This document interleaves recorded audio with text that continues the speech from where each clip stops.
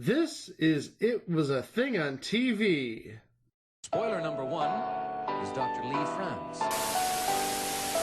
It stinks. What is going on? What is going on? Episode 47, submission 1006, The Kid's Guide to the Internet. The Kid's Guide to the Internet was a VHS tape released by Diamond Entertainment Corporation in early to mid-1997. On your mark, get set. We're riding on the internet, cyberspace, set free. Hello, virtual reality. Interactive appetite, searching for a website, a window to the world, got to get online. Take a spin, now you're in with the techno set. You're going surfing on the internet. Well, Mike, Chico, do you remember the days when the internet wasn't a complete hellscape? When it was a new, exciting place where we could get our information?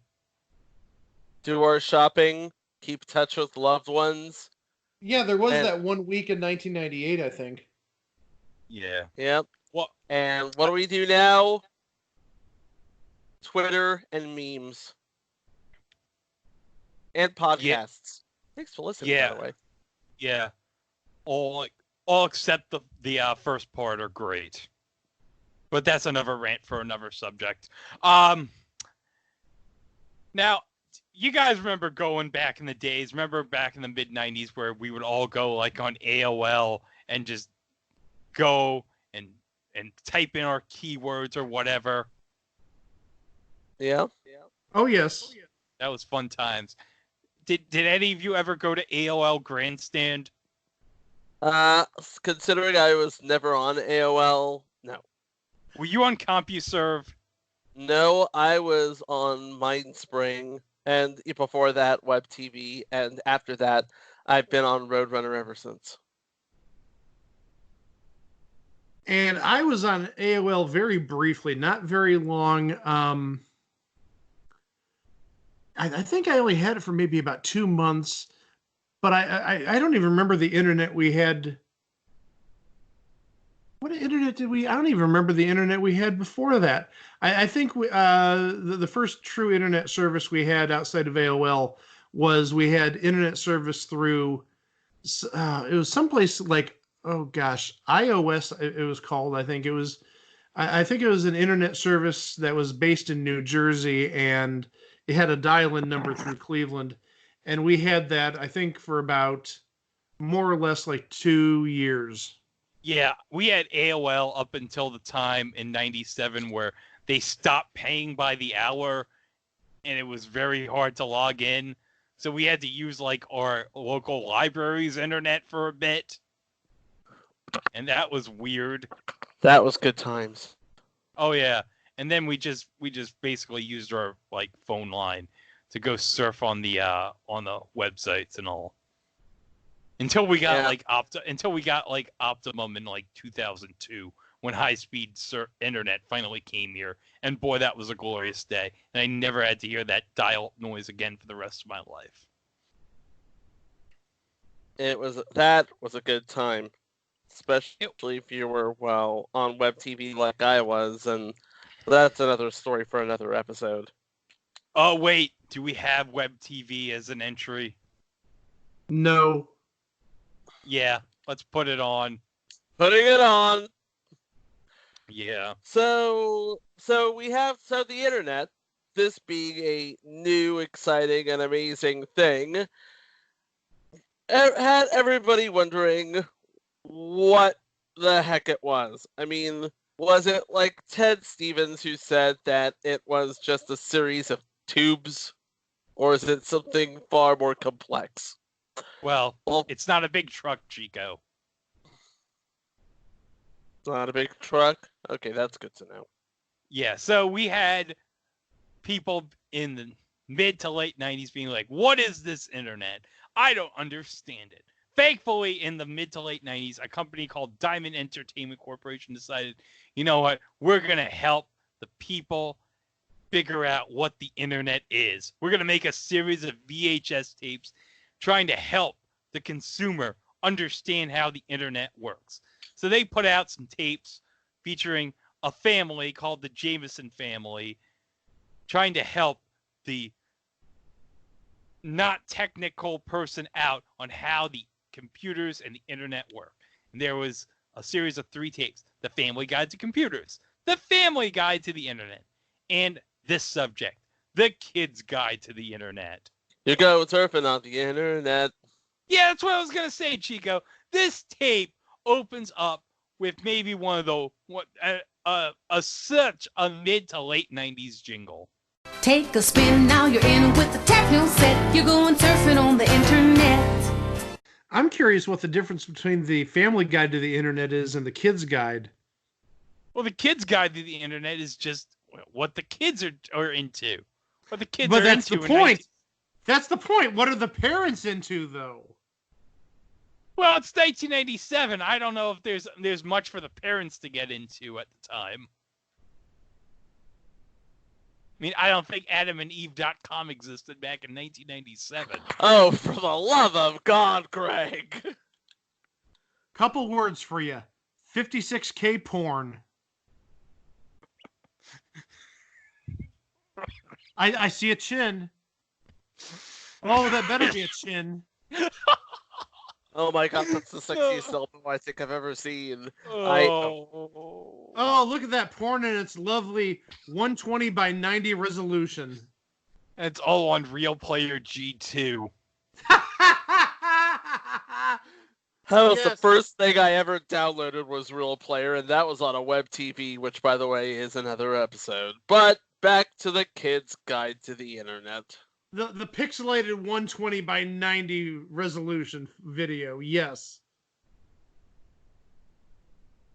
Okay, so we're introduced to the Jamison family, the mother, the father, and their kids, Peter and Dasha. And they're talking about how the internet is really cool and amazing. Now the internet gives an exciting world of new possibilities. And so Peter says, I guess this is a story about how the internet changed our lives, and maybe it will for you someday. Memes. Just saying. Meme. Yes. TikTok. Podcasting. Yes. And calling women insults on Twitter. Just great times. It's 1997. They didn't know. Don't tell them they don't know. So the father's talking about how amazing their kids are ever since they got the internet. Like, yeah, the internet. It's helped our kids do such amazing things. It's helped them do their homework and stuff. I'm like, yeah, that's fantastic. And it's quite noble too. After all, junior and senior year would be radically different if I didn't have the internet. What can I say? Okay, so now we get into the part that we've been waiting for. The part where their friends arrive. And how do we know that their friends arrive? Well, is it because that the parents were saying that they're going to go out for a bit? No. It's when the title screen says, the friends arrive. Yeah, in case you were too stupid, this is the part where the friends arrive. You're going surfing on the internet. And we have our 2 friends, Lisa and Andrew. They're neighborhood kids, and they don't have the internet just yet. Oh. But in real life, they're actually brother and sister.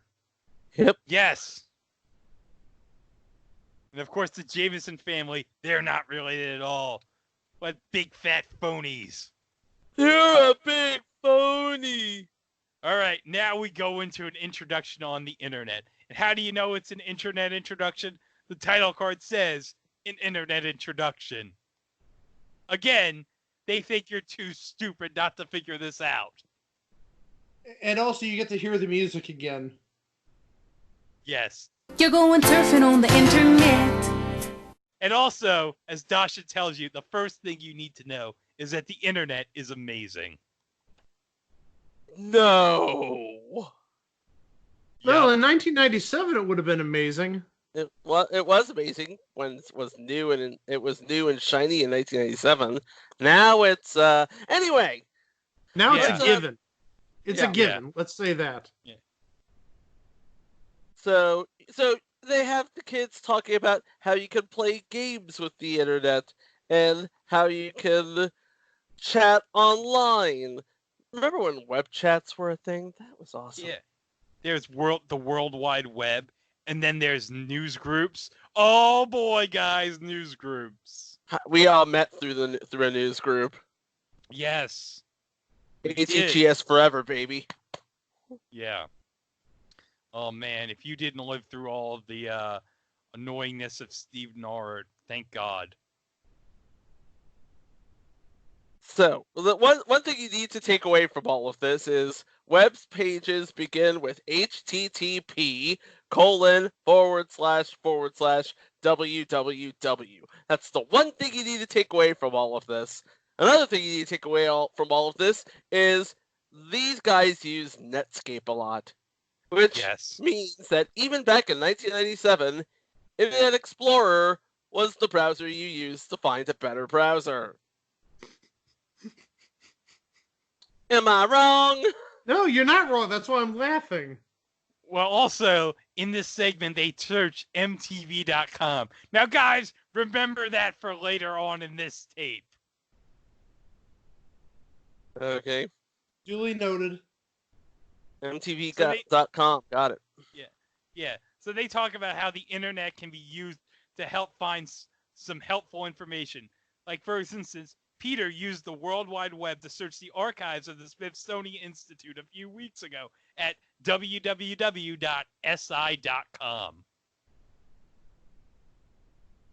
Wait a minute, that's Sports Illustrated, dude. Because here's the thing. Remember, the guys, this is 1997. What would Sports Illustrated have been involved with at the time? CNN Sports Illustrated. Yeah. Oh, got it. CNNSI.com. And there's also a point where Peter is writing the president, who at this time would be Bill Clinton. He was writing the president with a very basic letter, something like right out of the electric company. Dear Mr. President, my name is Peter. My sister name is Dasha. My friends' name are Andrew and Lisa. We were just telling everybody how great the internet was and how we need more in our schools. Sincerely, Andrew, Lisa, Peter, and Dasha. And apparently, commas weren't a thing back then because they show the email, and actually, I have it in front of me. Chico pretty much covered it. Dear Mr. President, my name is Peter. My sister is Dasha. Our friends Lisa and Andrew came over today because we are teaching them how cool the internet is. Please get more computers for our schools. It makes learning more fun. Thank you, sincerely. And there's no commas here except for the Oxford comma, interestingly enough. Andrew, Lisa, Peter, comma, and Dasha. And they insist that, yes, if we send this email to the president's going to read it. Spoiler. They don't know. They don't know. Don't tell them. They don't know. It's 23 years later. I think they found out he didn't respond. Because, of course, if it was Bill Clinton, how would he respond? How old are you, Dasha? You 18 yet? I see you got your friend Lisa there. Is she 18? Oh, no. They would have, he would have responded with, thanks for your letter. Expect 5 more in the next 30 minutes asking for money for my re-election fund. Oh, wait, no, it wouldn't be his re-election fund because he's on his second term. My mistake. You're going surfing on the internet. All right, here's the next part. The basics. The things you need to get online. The first thing you need... Wait, I got this. Computer... A telephone cable, and an internet provider. How many did I get right, Mr. Trebek? All three. Oh, gosh. Yeah. Of course, in 1996, you'd have 1996, 1997, you'd have one of the many plethora of diskettes that AOL would send you in the mail. And you'd also need a screen name, a password, and apparently your credit card. Because, they got to take the money from somewhere, right? See, I don't remember inputting my credit card information into AOL back in the day. I actually had to call them up. Just something I noticed. Oh, okay. By the way, if you notice on the screen where Peter and Dasha's dad presumably put their credit card information, the bank name is supposed to be Citibank Visa, but for some reason he spelled it Citbank Visa. Well, also the card number. I'm sorry, this isn't really. Well, hold on a second. Wait. Now, this gets a little deeper. I was going to indicate the card number 0123 4567 8901 2345. But now I'm looking at it. Yeah, it says bank name Citbank Visa, but also it says bank name First Virginia Bank. What type of scam is Rich Jamison trying to run? He probably got 15 to 20 years in the clink for doing some. He might have been the initial founder of the dark web for all we know. You stole it just from me. That's exactly what I was going to say. Rich Jamison created the dark web. Prove me wrong. Dirty dog. We got our computer problems fixed. We backed up our data. We defragged our disk. By the way, defrag simply means allocating memory so that it is no longer fragmented. But y'all are smart, you knew that. And following installation manual. If you can find the damn manual.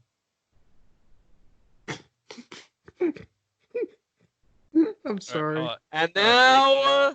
You're going surfing on the internet. Getting online. Okay, all of your tubes are hooked up. All of your things are working. Now, it's time to go online. Now you gotta type in your username, your password. You gotta wait for that damn noise to come in when you dial up.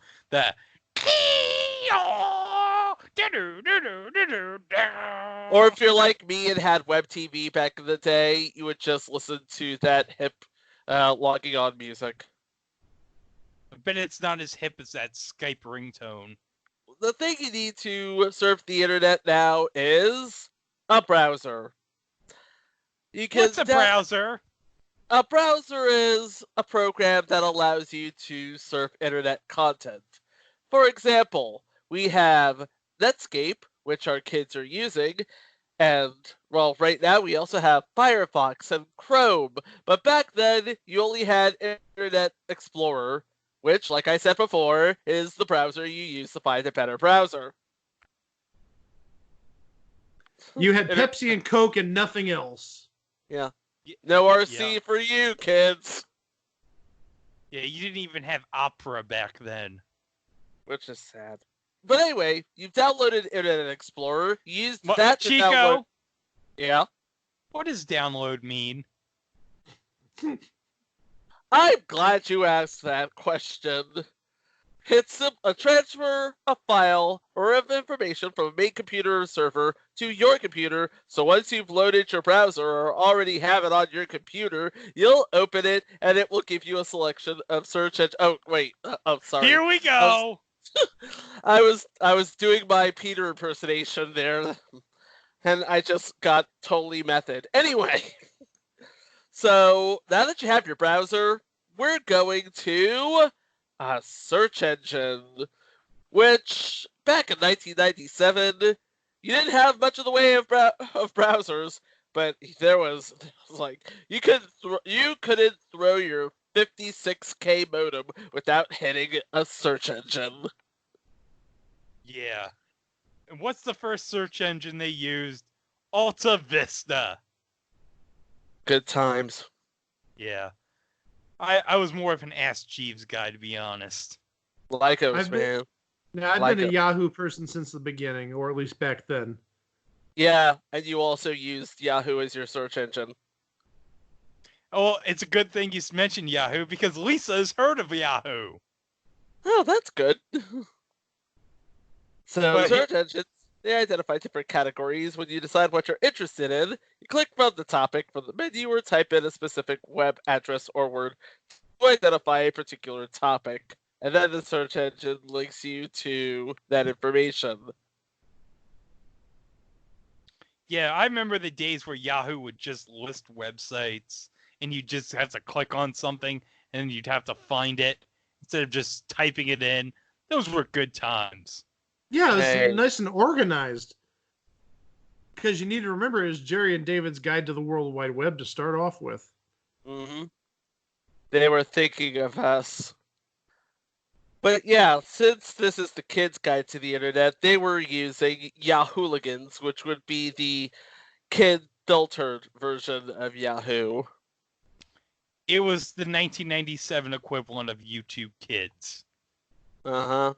Before we move on, the sites they visited, they were doing research on apparently astronomy and the stars and space, and they visited nasa.gov. But the second page they visited, sadly, this person hasn't been with us for 10 years. They went to starhustler.com. They went to the website of Jack Horkheimer. You know who I'm talking about. I That know guy, exactly who you're talking exactly. about. I miss And that you know guy. what? He's going to be an entry 2 right now. Jack Horkheimer, Star Hustler from WPBT in Miami. Is this another Mr. Food type personality? Yes. Yes, Oh. it is. You don't Yeah, know who we never Jack get- Horkheimer is? We never got those people on the news in New York City. Well, no, it because wasn't on the guys- news. He's on PBS. It was on, at Oh, least here, he's okay. on like every Friday night at like 9:55 or 10:55 at Okay. night. Okay, well maybe channel 13 or 21 here probably aired it, but I was, Yeah. I was, We I need- was assuming yeah. that- Yeah, we need to talk about Jack Horkheimer while they're looking at ways to write their name in hieroglyphics because, yeah, content. You're going surfing on the internet. Here's a quick review.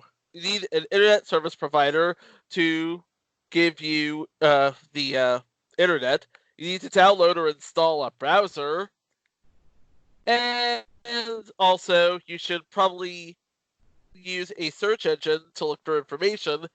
And also, you should probably deliver all of this information while staring into space, presumably. Because instead of talking to her friends, Lisa is looking at the fourth wall. Yeah, In fact, who are they everybody's talking to? Everybody's looking at the fourth wall. They like to switch between talking to each other and looking at the fourth wall. Yeah, who are these kids talking to? Who are you guys talking to? Come back to us. We're over here. Yeah, they're not. They can't hear us. Anyway, let's surf some more, shall we?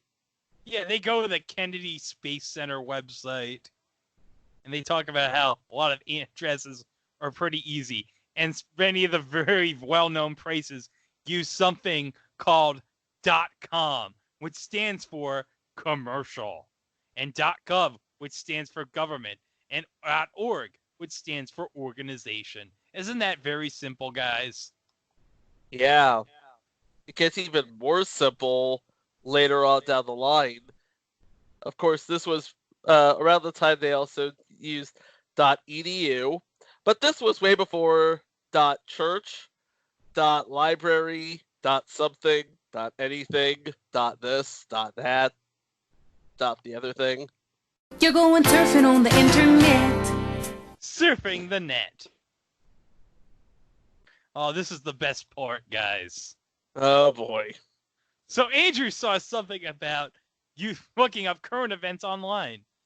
So he wonders, can we look up newspapers too? Well, gee, course. Andrew, you can. This was before the age of the paywall, by the way. Yeah, when newspapers thought, yeah, let's put all of our stuff in the paper on our website for free. Surely this won't come to bite us back on the ass. And still. So, yeah, we see the Wall Street Journal, the New York Times, the Los Angeles Times, and CNN. And not only do we see CNN.com, but we see a special subsection on the CNN.com website devoted to the re-release of the Star Wars trilogy. Did you actually take a look at the New York Times website that they had in the video? There's there's a story in the Cyber Times section which says pushed by states, America Online plans refunds. That must have been with the what I taught you about how they kept overlogging after they got rid of the paying by the hour. Uh-huh. Yeah, and the date that it has on here is January 30th of 1997, so that sort of makes sense if they stopped at, say, December 31st of 96. Yeah, it's all coming into place beautifully now. Yes, it is. Next, we're learning about bookmarks. Bookmarks? What are bookmarks? That's a good question. Bookmarks are sort of web pages that you don't have to type the whole name out. You just save it as a bookmark, and you can access it from your browser almost instantaneously. Amazing. Are you talking about favorites? Yes. No, the answer is no. I'm talking about bookmarks. Okay. No, I'm talking about bookmarks. Oh, okay. There's a difference. Get it right. Okay, thank you for educating me. So after they're done searching about how to dissect a frog online, they go through a bunch of movie websites. They go to the website of 77film.com, the home of Movie Phone. Guys, you remember Movie Phone? I remember Movie Phone. Welcome to Movie Phone. I'm going to try going to 77film.com right now. And it's an empty browser. Or it's an empty site. 777film. Not 77film. There's 3 sevens. Yes, because it was a phone number. Yeah. Okay, I'm going to 777film.com. And nothing's happening. Well, if you go to moviephone.com, there's still something there. Well, at least it exists in some form. Anyways, the website advertises something called the American Moviegoer Awards, and I have no idea what that is, considering I searched for it on Google and nothing shows up for that. Oh, well. So now the kids go surfing around a website called film.com. And if you notice closely, if you pause on the 1938 mark in the video, I'll read something on the right sidebar for a movie called Albino Alligator. One of last year's Oscar winners, Kevin Spacey, steps behind the camera to create a flawed but ambitious actors movie. Well, guys, talk about something that doesn't age well in 2020. Yeah, that aged like cottage cheese. Yep. Now we go into searching the big website that the kids were all going to in early 1997. Oh, you mean Nick at Night? Oh, yeah. Yeah, baby. Every kid was going to nickatnight.com in 1996. In 1997. Everyone wanted to see what was going on TV Land. I remember wanting to see what was going on TV Land, but then again, I was a weird kid. Yeah. So you have all the lists of all the shows they got. You got some retro commercials. You got your dramas like your Mannixes, your Cannons, your Gunsmokes, your Hill Street Blues. Oh, and guys, St. Elsewhere. Can't forget about St. Elsewhere in TV Land. Oh, yeah. By the way, that's a callback to a previous episode of this podcast. Yeah. It would have been so amazing. What would have been really nice is if they had a 7-year flashback back to the 1990 Nick at Night contest regarding Alfred Hitchcock Presents with Wink Martindale. Oh, by the way, future installment, the 1990 Halloween Wink Martindale Alfred Hitchcock Presents contest on Nick at Night. No, Mike, that's not where I was going, but yeah, thanks about the Alfred Hitchcock Presents contest. That's going to be fun No, considering St. Elsewhere is on the page, you know what I wish would have happened in this VHS tape? What's that? If time-traveling Ed Begley Jr. showed up in his TARDIS made out of vegetable oil and said to the kids, "Excuse me, I'm here in the 1970s, right? I have some people in the Bay Area to kill." And the kids would be like, "Mr. Begley, this is 1997. And then Mr. Begley would be like, "Oh yeah, you're right. Thanks, kids." Boy, that was a callback to how many episodes there? 2, maybe 3? Maybe. Another future installment. They played a clip of the episode of Mr. Ed where he went surfing. And it was a glorious QuickTime video with about 120 by 90 resolution. Oh, yeah. My God, we're going to probably do a whole series about Mr. Ed doing human things. Like Mr. Ed riding a car, Mr. Ed skateboarding. Oh, and by the way, speaking of Mr. Ed, guys, future installment. Are you kidding me? Come on! The 2004 Mr. Ed reboot pilot with Sherman Helmsley as the voice of Mr. Ed. You're just making this hard for us now, aren't you? Oh, yeah, and you know who else was in that pilot, baby? I don't. Looks Cheryl- like Davey Presley, but I don't know. Sherilyn Fenn from Twin Peaks. So you know what that means? Yes, it gives me another excuse to talk about Twin Peaks on this podcast. You're never gonna run out of excuses to talk about Twin Peaks, are you? No. Okay, hold on a second. I think I'm going to make another executive decision here. Oh, no. Oh no. Okay, Frank TV, I'm sorry. You're out of here. Thank you! Yeah, so we're going to talk about, what are we going to talk about? This?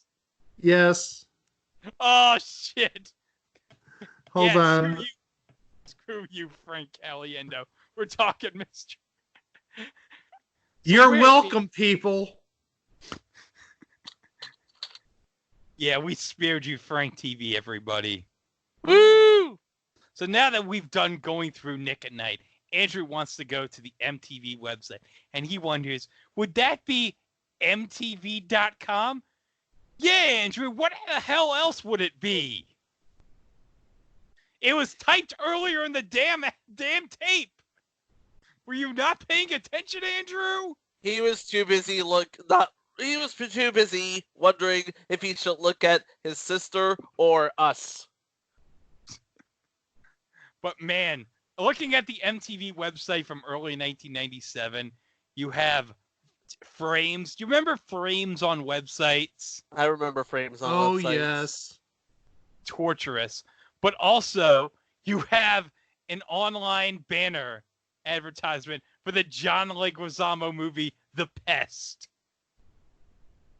Jeez. For our Patreon spin-off podcast, it was a thing at the movies. Coming sometime in 2022. Maybe. Get your $5 donations ready, folks. Your $5 donations. So after they were shopping at Ticketmaster.com, that is Ticketmaster.com, for tickets to the ballet, they're going to search for free screensavers because they don't know about malware yet. Yeah, malware would have just been starting to be a thing probably at this point. Malware and bloatware, all they do is type in screensaver free. And they find a free screensaver. Nothing on the internet is free, folks. Yeah. The only thing that would have made this even more funny is they searched for Bonsai Buddy. The one takeaway of this is when they were downloading the screensaver, did you see what speed it was downloading at? Yes. A blazing 894 bytes a second.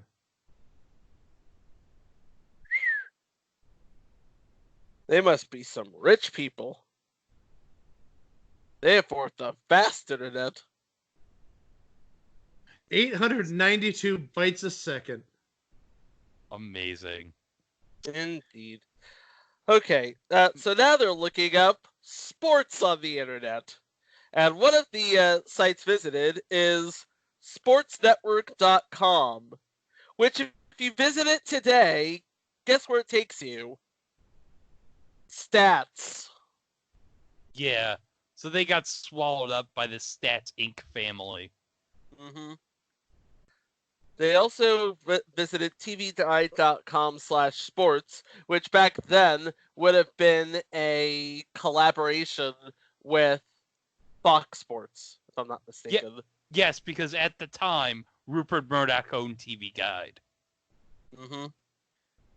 Okay, so they go to the NFL on Fox schedule, and so considering that we've already established it's January 30th, 1997, the Super Bowl probably would have been played a few days earlier, so you're not going to get anything out of that.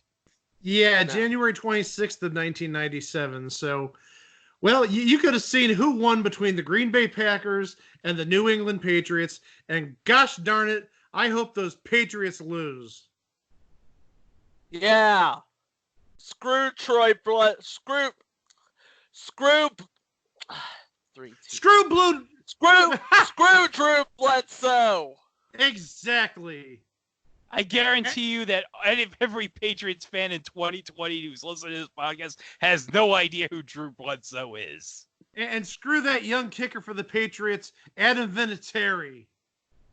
Yeah. Until he redeems himself in 2006 with Indianapolis.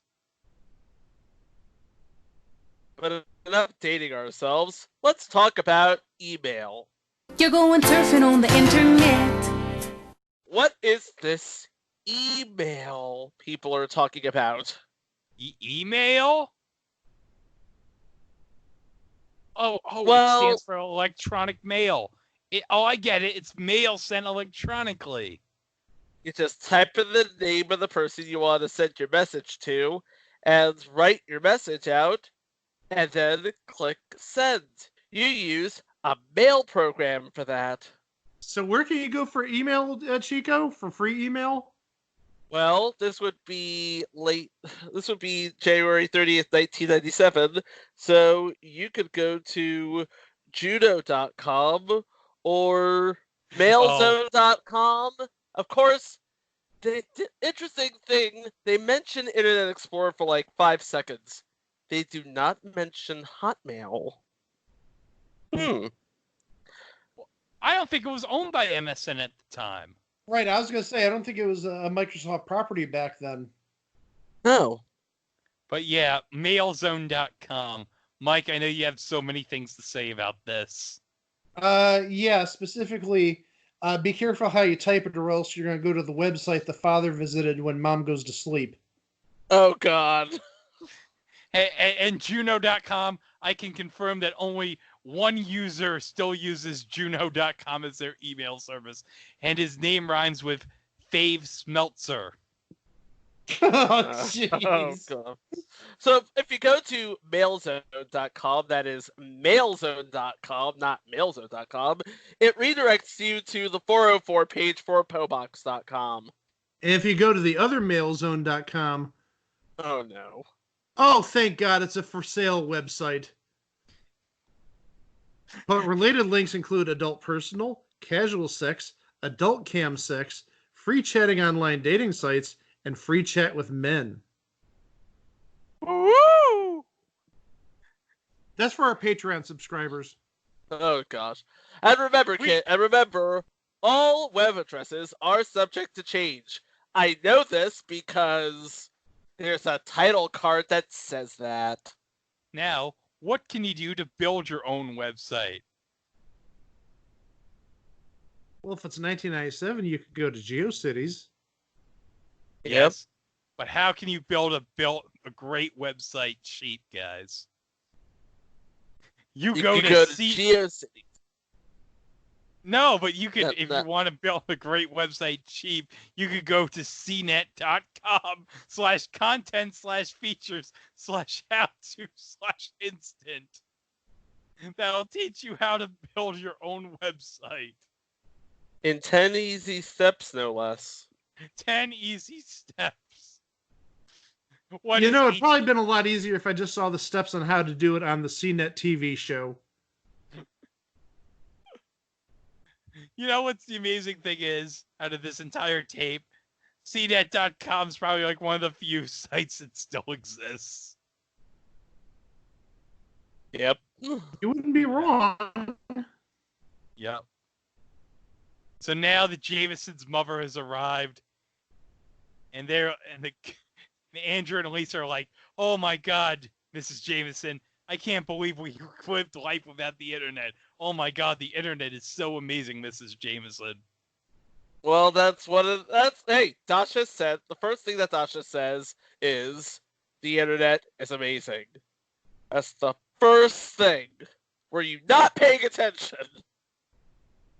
I was paying about as much attention as Andrew did when he saw MTV.com at the beginning. You're going surfing on the internet. Internet safety. So now we close with the Jamison's mother talking about to the parents about how they can monitor your children on the internet. Spoiler, you can't. Yep. But the Jamison's mother talks about how she's never been happier than when her children have an internet computer party.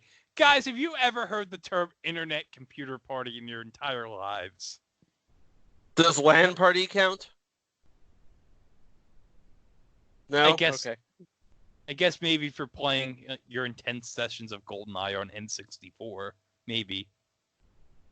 Or Doom. So one important thing about safety, guys, is you got to remember, the internet is not regulated. So the quality of information and educational stuff can vary quite a bit. Remember this in a couple of years, guys, when Wikipedia launches. Yep. And that, in a nutshell, is the internet circa 1997. An interesting thing about forget about the information for a moment. I'm looking at the IMDb pages of the cast people. Anne, the mom, is actually a producer known for a bunch of movies that I've never heard of, and also an actress in a bunch of movies I've never heard of. But she did do a thing in 1989 called Ninja Academy, so that doesn't scream direct to Direct to video. Did it star Cynthia Rock? I don't know. Let me look. It starred Will Egan, Gerald Okamura, Kelly Randall, Michael David, Jeff Robinson. I've only heard of Gerald Okamura because he was on an episode of Power Rangers. Okay, so no Cynthia Rothrock, no go for me. No Cynthia. She would have been like the first one in the credits. Yeah. Rich, the father, is a host on TVG Network. What? Yeah. The horse racing channel? Boss. And all comes back to horses on this episode. Hey, he must have been really excited when Peter showed him the clip of Mr. Ed surfing. Peter, this was pretty much his only credit. Oh. Which is odd because he was the best actor of the four. Yeah, that's not saying much, but he was incredible. Dasha, she was in A Perfect Pitch, which I never heard of. And the two neighborhood kids, Andrew and Lisa. Andrew, this was his only credit. And Lisa, who, by the way, is indeed his sister, is the only one with a very extensive IMDb page to her name. She played Mrs. Walters on an episode of 911, and she was in a bunch of other movies, but yeah, this was her first credit. Nowadays, she's known for, again, her appearances on 911 and something called Porcupine. I have no idea what... Oh, Porcupine is a short movie. That makes a lot of sense. Yeah. So that's the kid's guide to the internet. But yeah, guys, the kid's guide to the internet. This was something to behold. You had weird jingles telling us about how we're going surfing on the internet. You had nickatnight.com, the hot website all the kids were going to. 120 by 90 clips of on QuickTime of Mr. Ed surfing. And you have the whole family excited to go to Ticketmaster and buy tickets to go see the Rolling Stones. Even the kids were excited. Hey, I was excited for the Rolling Stones in 1997. But then again, I was a weird kid. So yeah, the kid's guide to the internet. It was an educational VHS tape. And its legacy lives on YouTube and currently on rifftracks.com, where you can buy a riff of the VHS tape for $1.99. And if you ask me, it's $1.99 well spent. Worth every penny. Yeah. We definitely Kids. don't do it justice. Uh-huh. Kid's Guide to the Internet. It was a thing on TV. Yeah, it was definitely a thing on VHS.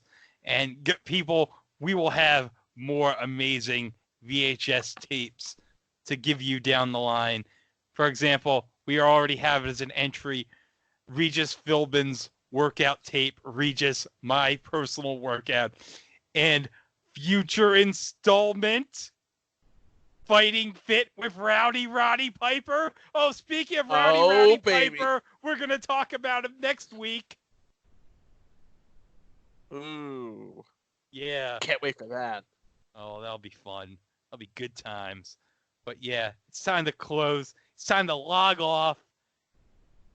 Have a bunch of... Don't forget to clear your search history. Oh yeah, clear the search history. We don't want our It's parents finding out. 1997. They don't know about that yet. Yeah, they don't know about that yet. Thank God. They're not. Well, you know what? They're not smart enough to find out what we searched. Although, let's be thankful. It's 1987. Pornhub doesn't exist, so we don't have to worry about that. Oh God. www.itwasathingontv.com. That's all I'm going to say. Goodbye. Have a good day. You're going surfing on the internet.